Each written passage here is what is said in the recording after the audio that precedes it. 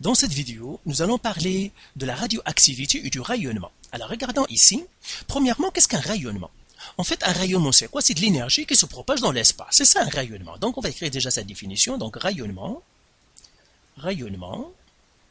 égale émission et propagation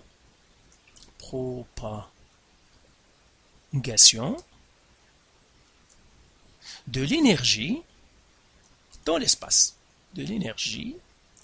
dans l'espace. Voilà le rayonnement. Déjà, on connaît le rayonnement lumineux, les rayons du soleil, les rayons infrarouges, les micro-ondes, tout ça. En fait, ces rayonnements-là qu'on connaît beaucoup, ce sont en fait les radiations qu'on appelle ondulatoires. Ça veut dire que l'énergie se propage sous forme d'une onde. Alors l'autre type de rayonnement, c'est le rayonnement corpusculaire. Ça veut dire que le rayonnement, il est transporté par quoi? Par des petites particules. Donc on aura des particules qui se propagent et qui vont transporter de l'énergie. C'est pour cela qu'il y aura un rayonnement. Maintenant, on va regarder chacun de ces rayonnements-là, parce que vous devez les connaître pour vos examens. Donc ici, on va commencer par onde. Et quelles sont les caractéristiques d'une onde ou bien d'un rayonnement ondulatoire? Alors, en fait, les rayons ondulatoires sont tellement connus, et maintenant on les maîtrise bien quand on les a classés, en fait, selon l'énergie qu'ils transportent. Alors, par exemple, si je regarde l'axe des énergies qu'ils transportent du plus petit au plus grand, je vois que les ondes radio transportent moins d'énergie que les ondes radar. Après, on a les micro-ondes qui sont un petit peu plus puissantes. Après, on a les infrarouges qui sont plus puissantes que les micro-ondes. Après, on a les visibles, la lumière visible. Ceux-là transportent de l'énergie encore plus grande que les infrarouges. Les ultraviolets sont plus puissantes que la lumière visible, et même ils sont dangereux pour la peau. C'est pour cela que Environnement Canada, parfois, il ne prévient quand il y a un danger des rayons ultraviolets.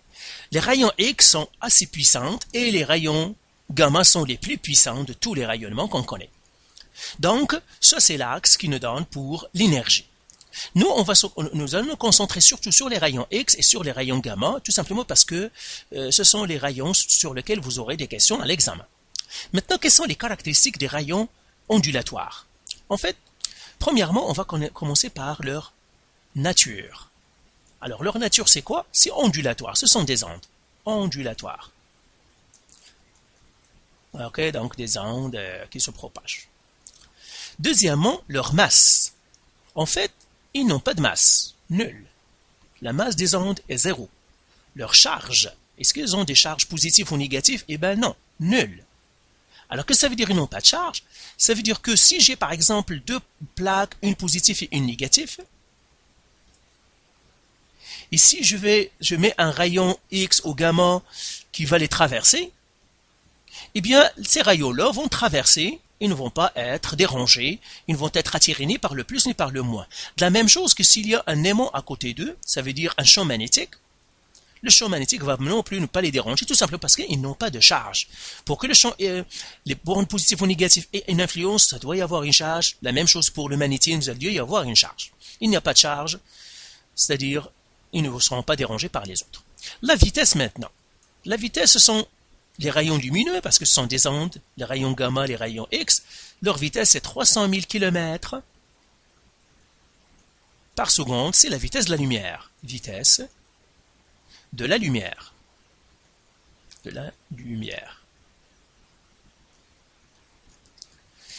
Ionisant.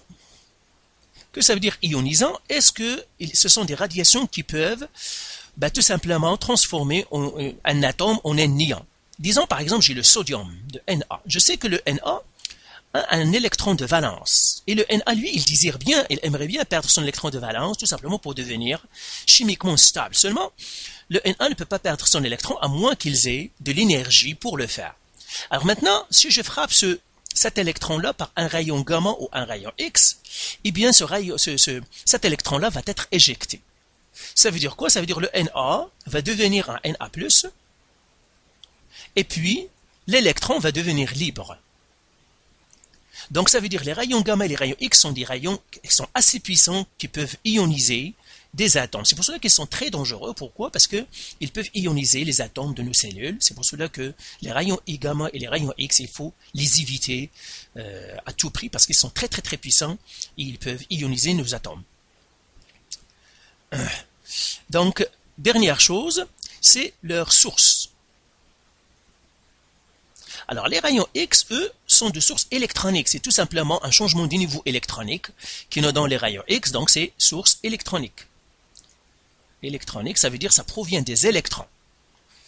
Les gamma, leur source c'est le noyau. Il provient du noyau. Donc les rayons gamma sortent du noyau, ça veut dire changement dans le noyau. Changement dans le noyau. Alors que les rayons X, eux, tout simplement, c'est les électrons qui changent de niveau, se désexcitent, et c'est là ils nous donnent des rayons X. Maintenant, regardons les rayons, le rayonnement corpusculaire. Corpusculaire. En fait, les rayonnements corpusculaires, en fait, c'est un rayonnement radioactif. C'est la radioactivité. Radioactivité. La radioactivité, c'est la radioactivité qui nous donne les rayons corpusculaires. En fait, si je le prends le radium, le Ra, en fait, lui, il est très instable. Pourquoi? Parce qu'il a un grand noyau. Et pour devenir stable, il aimerait que son noyau soit plus petit. Et par suite, il peut éjecter des parties de son noyau. Alors, il peut éjecter, par exemple, un noyau d'hélium. C'est-à-dire, il peut éjecter 2 protons et 4 neutrons en un coup. Donc, 2, 4. C'est ce qu'on appelle un noyau d'hélium. Et c'est ce qu'on appelle le rayonnement alpha. Les rayons alpha. Donc, un rayon alpha, c'est tout simplement, c'est un rayon qui est rempli de noyaux d'hélium. C'est un rayon comme ça. Et puis, partout, il y a des noyaux d'hélium. Donc, des He2,4, He2,4. Donc, ce sont les radiations alpha. Un rayon alpha, il est composé, en fait, de noyaux d'hélium. Il peut aussi envoyer ou bien se désintégrer et éjecter des électrons. C'est ce qu'on appelle la radiation bêta, ou bien les rayons bêta. Donc bêta, tout simplement, ce sont des rayons qui contiennent des électrons, qui seront éjectés du noyau. C'est la radiation bêta. En même temps, le radium peut envoyer des rayons gamma. Et ça, ce sont des ondes dont on a parlé tout à l'heure. Ce sont des ondes qui sont très puissantes, qui ont une très grande énergie. Ce sont des ondes. Maintenant, on va regarder qu'est-ce que vous devez connaître, quelles sont les propriétés de ces radiations-là que vous devez connaître. Alors, pour la radiation corpusculaire. Alors, on va faire un petit tableau ici. Voilà. Alors, ici, on va faire la nature. Ici, on va parler de la charge. Ici, on va parler... en fait, c'est de la charge, la vitesse. Après, on va écrire ici l'action, l'ionisation, ce qui est ionisant ou non. Et puis, on va écrire. Voilà, on va faire assez de colonnes et là, s'il nous faut, on va voir. Ça, c'est le rayon, c'est-à-dire le rayonnement. La nature du rayonnement. Ici, on va écrire sa vitesse. Ici, on va écrire sa charge électrique. Là, on va dire il sera arrêté par quoi? Par. Ici, on va écrire champ électrique magnétique. Qu'est-ce qu'il va faire quand il y a un champ électrique magnétique? Champ électrique magnétique, etc.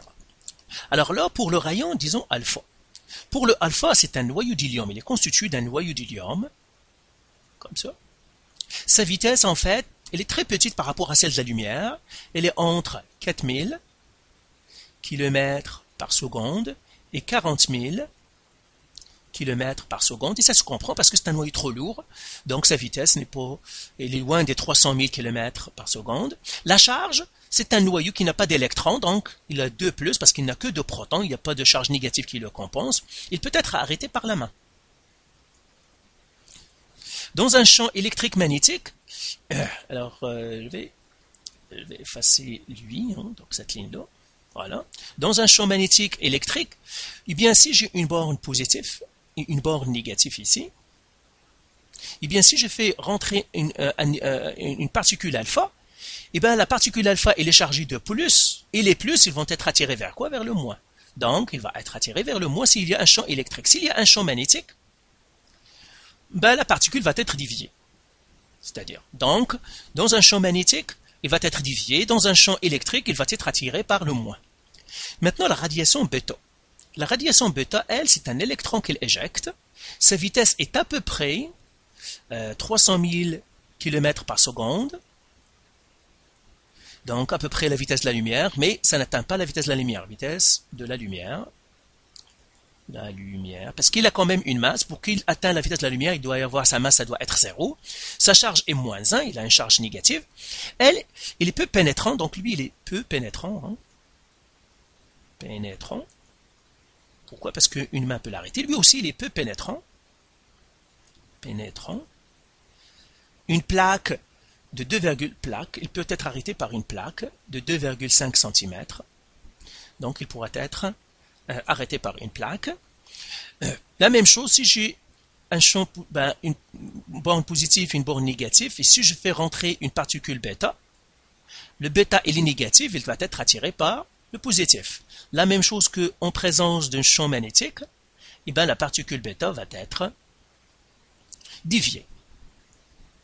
Maintenant, le rayonnement gamma. Le rayonnement gamma, lui, sa nature, c'est une onde. Sa vitesse, elle est égale à 300 000 km par seconde. Lui, c'est la vitesse de la lumière, parce qu'on vient de le dire. La charge, il n'en a pas. C'est une charge nulle. Arrêté par, il est très pénétrant. Très pénétrant. Il peut être arrêté par un mur de béton. Un mur de béton. De béton. Il peut être aussi arrêté par une épaisse plaque, épaisse de plomb. Alors lui, on a dit, lui, positif ou négatif, lui, il s'en fout. Donc si j'ai un rayon gamma, lui, il n'est pas dévié. La même chose aux côtés d'un aimant. L'aimant n'a aucun effet sur lui. Dernière chose qu'on va dire à propos de ces rayons-là, c'est l'ionisation. Alors, alpha, bêta, gamma sont ionisants. Sont tous ionisants. C'est-à-dire, ils ont le pouvoir d'ioniser des atomes, en plus du X, hein, des rayons X. Donc, ce sont des rayons qui sont ionisants. Vous avez alpha, bêta, ça c'est corpusculaire. Gamma et X, c'est ondulatoire. Ils sont ionisants. Ils peuvent ioniser des atomes. Maintenant, faisons un exercice pour pratiquer tout ce qu'on vient d'apprendre. Ici, ils nous disent vrai ou faux. Si vous répondez vrai, corrigez l'énoncé. Les rayons alpha sont composés d'électrons. Eh bien, c'est faux. Pourquoi? Parce que les rayons alpha, ce sont des noyaux d'hélium. Les rayons X sont ionisants. Vrai. Parce qu'ils ont assez de pouvoir pour enlever des électrons à des atomes. Les rayons alpha et bêta sont de nature ondulatoire. Faux. Ils sont de nature corpusculaire. Parce que ce sont des particules corpusculaires. C'est la particule alpha et la particule bêta. Les rayons gamma sont les plus rapides. Faux. Par rapport au alpha ou au bêta, ils sont plus rapides, mais il y a les rayons X. X, gamma, vitesse de la lumière. Vitesse de la lumière. Parce qu'ils disent les plus rapides, ils n'ont pas spécifié par rapport à quoi. Dans l'absolu, non, il y a les X aussi. La main peut arrêter les rayons bêta. Faux. Tout simplement, plaque de 2,5 cm, ou bien l'équivalent, ou équivalent.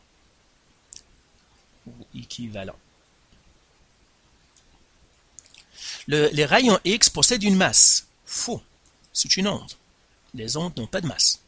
Les rayons gamma voyagent à la vitesse de la lumière. Vrai. Les rayons gamma et bêta sont émis par des substances radioactives. Vrai. C'est leur origine. Les rayons gamma sont déviés par un champ magnétique. Faux. Ils n'ont pas de masse. Ils n'ont pas de charge. Pas de charge. S'il n'y a pas de charge, le champ magnétique et le champ électrique n'ont aucun effet.